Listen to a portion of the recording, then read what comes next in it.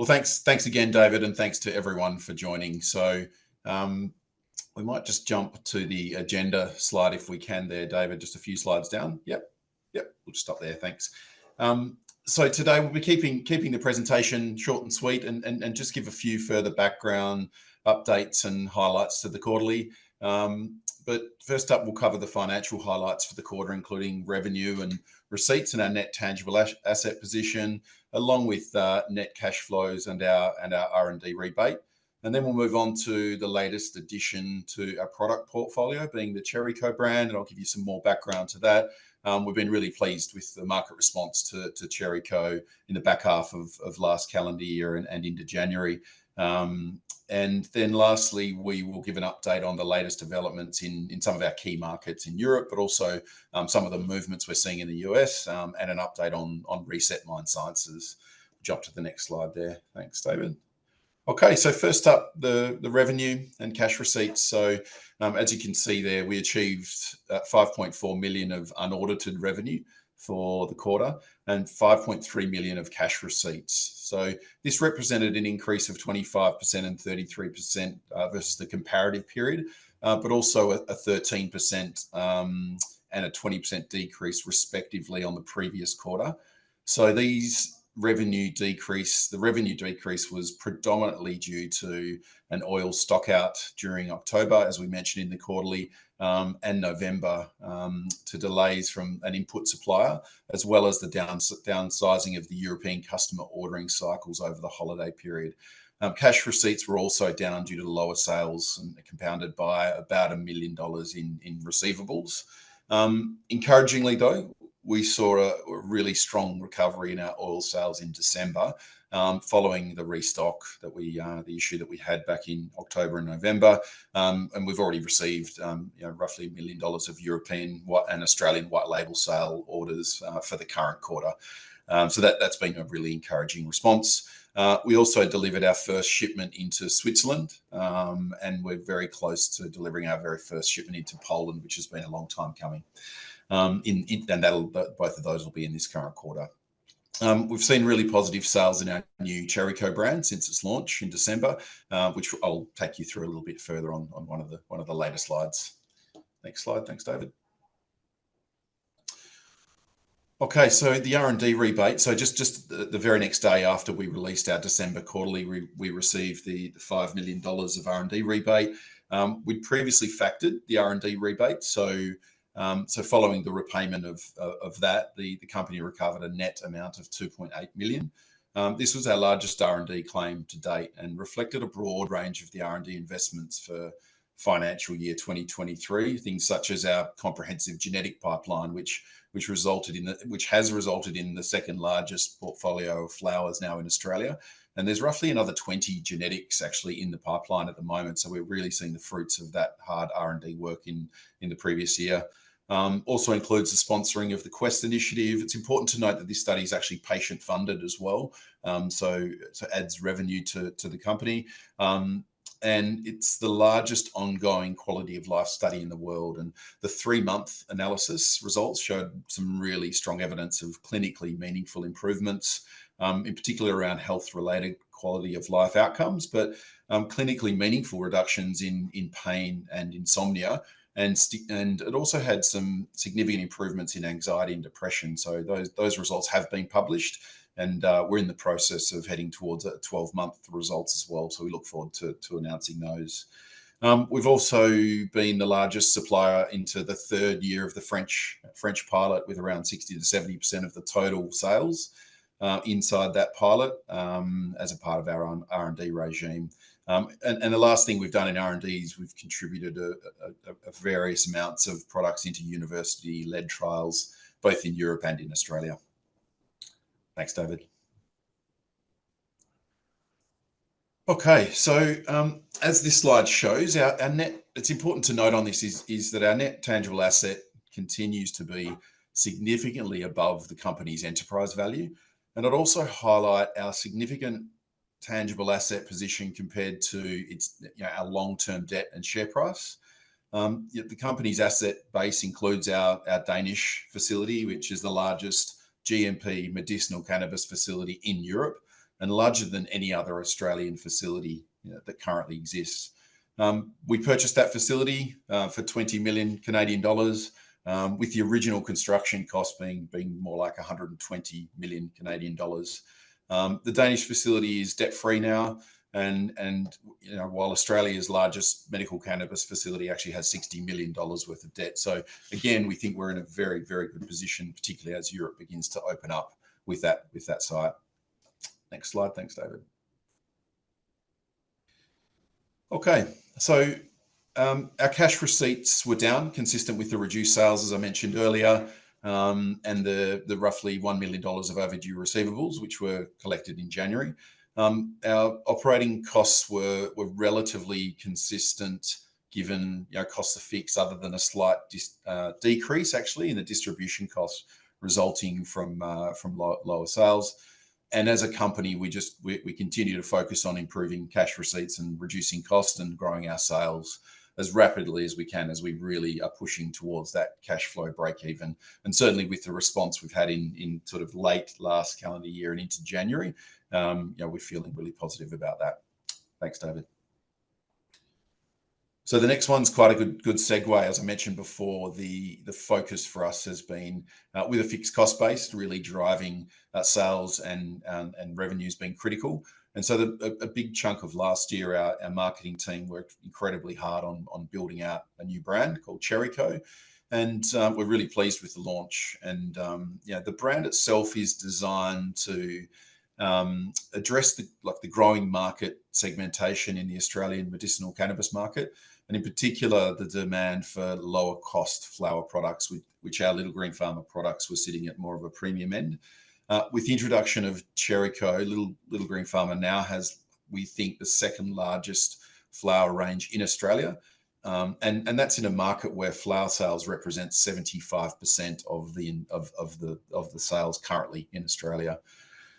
So the first product we launched was a product called Little Buddies range, and that really is, as we produce our flowers, we grade out the higher quality flowers into a different brand, and the smaller flowers we grade into the Little Buddies range, and we can sell those into this particular Cherryco brand.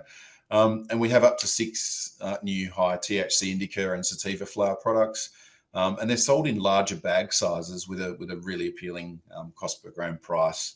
And so while the Cherryco signature range is, we've also looked at a signature range for Cherryco, and that will be a higher quality product, but with a real focus on flower size, terpenes, appearance, and more of a bag appeal, which we're seeing in that drive for the consumer in the flower market. So Cherryco started with the launch of the Little Buddies range a few days before Christmas, and we immediately saw a really positive sales results, which continued through January, and including the launch of the signature range I mentioned before just a few weeks ago. And the results certainly have been really encouraging, and we're actively looking now at other ways to earn additional market share through further product and brand differentiation within the market at the moment. Next slide. Thanks, David. Okay, so as everyone knows, we've invested heavily over the last 3 years into the French opportunity, and we firmly believe now that the pathway is becoming clearer. And the big news was the confirmation of the transition from the pilot phase, which we've been in for 3 years, into a fully fledged medicinal cannabis access regime in the next 12 months now.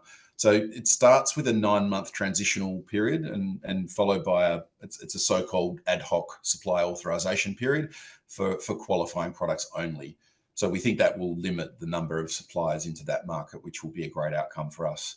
In that latter phase, so the supply period, that the French government has effectively created a unique form of product registration that sits somewhere between like a full product registration and the Australian regime, and which requires qualifying suppliers to meet very stringent EU GMP manufacturing standards that are normally only applicable to registered products, but we're very well suited and set up to deliver into that. During the transition, that 9-month transition, so we will, and the other 2 pilot suppliers will be exclusive to supply in that 9-month period, and it enables us to put together our dossiers for the submission into that ad hoc supply period after the 9 months. And those dossiers are, we've had a lot of experience with those. So we have successfully registered products through a dossier into Poland and Denmark in Europe. So we're very well positioned as a medicinal cannabis company to deliver into France. And we do believe that hard work, the opportunity will be paying off in the years to come. Thanks, David. Okay, so just touch on in Germany. Again, we were one of the first to send product into Germany. Perhaps similar to the Australian market, there's certainly been an influx of products over the last 12 months into the German market, and really the market's been waiting on confidence on what's happening at a regulatory level. And the current traffic light coalition government has now resolved various internal political disagreements with a much anticipated cannabis legislation law. And that looks now very, very likely to come into effect on the 1st of April this year. So not too far away. And importantly, that the proposed laws remove cannabis from the banned substance under the Narcotics Act. So this change in status will significantly improve accessibility for medicinal cannabis by significantly lowering the barriers to accessibility, including around how cannabis is imported, prescribed, reported, and stored. And so we expect to see a significant increase in volume, which should derive volume, obviously coming from our sites as well. It's also expected that the rescheduling would remove some of the historical negative optics associated with cannabis, which again should have a positive impact, we believe, on volumes into that market. We are incredibly well positioned for growth into that German market. We've got long-standing and very tight distribution networks into Germany with a great rapport and a great product feedback. But we have this amazing, incredible site that I was talking about before, just 2 hours from the border. So we're pretty excited about that change in April and what that will bring for us later this year. Thanks, David. Okay, so I wanted to touch on the US, really, and you would have seen this in our quarterly, but the Human and Health Services have recommended that the DEA downschedule cannabis from a Schedule 1 to a Schedule 3 drug. So, and the reason why this is important, I'll just touch on this slide, but if this rescheduling is approved, it would open up the US cannabis markets significantly. And facilitate a range of currently prohibited federal activities. So things like banking, cross-border banking, and allowing operators to claim tax deductions for business expenses. Typically, basically what happens is if we trend and track and look at the LGP share price, in fact, all Australian cannabis companies, we can see that we've typically actually followed the cannabis market trend. And so, we fully expect that the rescheduling in the US will build some significant tailwinds for their industry, and by default, drive a re-rating to the market as well. In addition to that, we're also looking at opportunities and implications to look at importing or exporting, in our case, and importing into the US medicinal market when that opens up. Goes without saying that the majority of the multi-state operators and the large US groups have been very recreational focused. So the downscheduling as a drug could give Little Green Pharma a unique opportunity. So we're looking into the possible opportunities and implications of that as we speak. Thanks, David. Just briefly touch on Reset.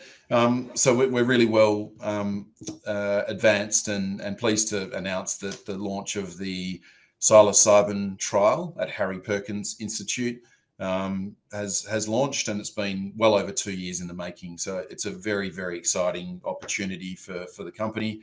In addition, we've been fitting out a clinic here in Western Australia in Perth, and that's progressing really well. And in fact, we expect that to have an official launch in the coming quarter.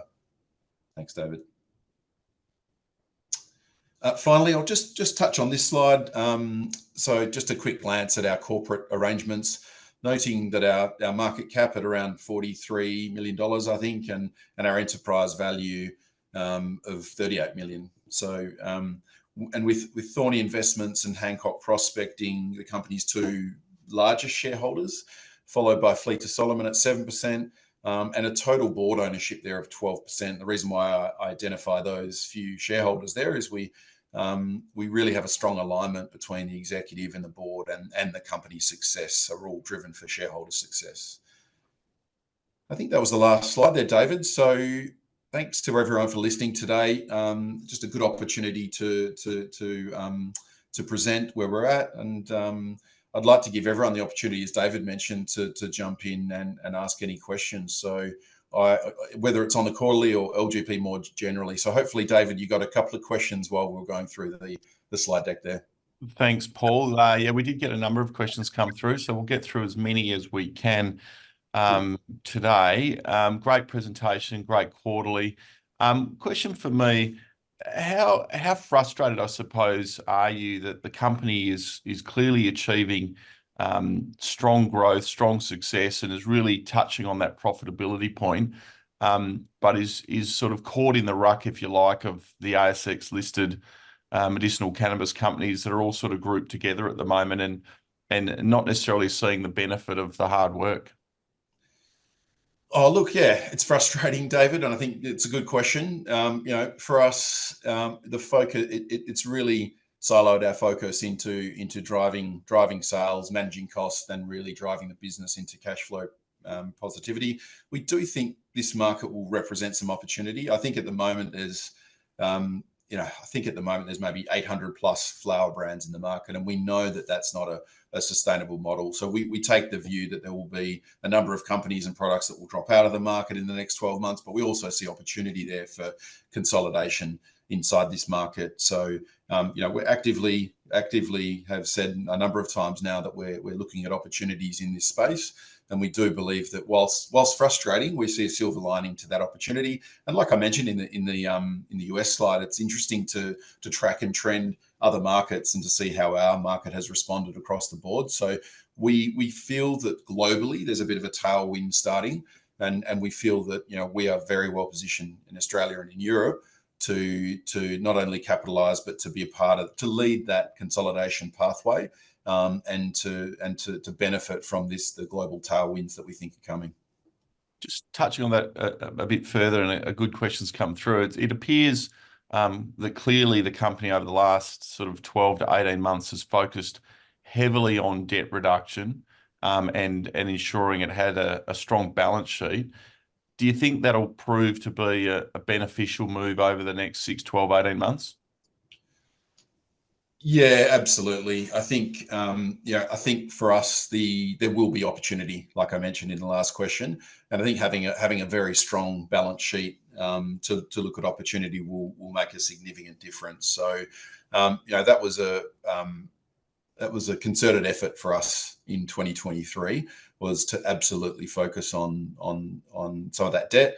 And if we look at that Danish site being debt-free and the scale and the capability of what we have there with the German, the French, the UK markets, and some of those emerging markets like Switzerland I mentioned, I think having a debt-free position there in more challenging times has been a good move by the company. And we sit here pretty comfortable that not having any big debt hanging over us, that it gives us the ability to really push into that next phase of growth and opportunity across the market as we see that consolidation.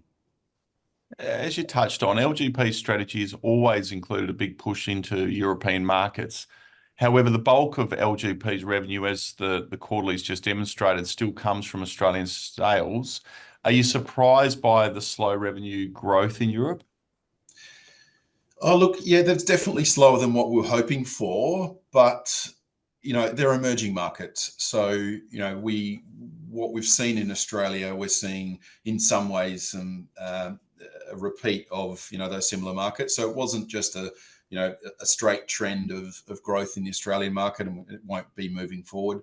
But in those early years of the emerging markets, it's quite difficult to fully understand. Look at the French one, for example. It should have been a 2-year pilot study and then straight into a full access regime. They've extended it by another year and now gone into a 9-month transition. We're fortunate that in that market, there is fees payable now after that first 2 years. So that's been a positive for us. But it's a good example of having to work through emerging markets. And so, it really is, it's a long-term play.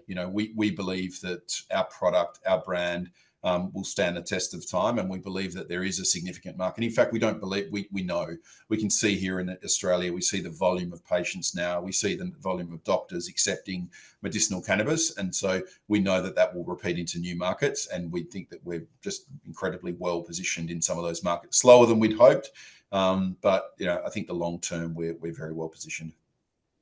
You did touch on the fact that the European growth in revenue has been slower than hoped, but you do have arguably a world-class facility sitting there in that Danish facility. Do you still commit to the fact and still happy with the fact that it's a great buy and will be a key asset as the company expands its European operations? Yeah, definitely. I think that facility was an excellent buy. We stand by that wholeheartedly. It represents a best-in-class facility, which was heavily over-engineered and obviously not with our capex, and we acquired for a knockdown price, without any debt. So for those who have seen it, it's obviously a deal, too good to pass up. And although European sales have been slower, as you said, we really do believe that the future of the European market and our Danish facility positions us perfectly to capitalise on them. In terms of the proposed German legislation, how will that affect sales, do you think, in that market? Yeah, so as I mentioned on one of the slides there, I think that down scheduling will just open up access now. There was a lot of limitations to access, as I mentioned. So I think we're going to see, some really significant changes. So we haven't taken a fixed view on what that looks like, but a lot of the people inside the German market we're talking to are predicting sort of a 2 to 10x increase in volume. So even in a conservative view of that, that's a significant increase in demand. And again, we 2-hour drive from the border, our Danish operations. So yeah, we certainly see some great opportunity from April when that plays out. As you mentioned, the Australian cannabis market does seem pretty congested. How do you stand out in this market, and particularly as you look forward over the next 12 to 24 months? What's the unique selling point, or what's the opportunity to stand out in a very congested market? Yeah, look, what we've been doing in 2023 is really thinking about this industry with market segmentation. As different product lines are introduced to cater for specific market components, so it's very different to where the market started. Which is one of the reasons why we introduced Cherryco. And one of the reasons why we think it's been so successful is it's very segmented and market targeted towards a need in the market. And we expect, further differentiation across existing formulations inside our own portfolio, and new formulation, things like edibles, and we've brought vapes out into the market. And we also see an opportunity for the more traditional pharmaceutical at the same time. And we think that the market will begin to segment in that way, and we'll ensure that our team are focused on building brands to suit those markets. And we've got that in-house production capability, so we can pivot and move towards what the market needs and what we're seeing inside the market. And again, Cherryco was a fantastic opportunity to do that, and we've so far seen some great results. Last question.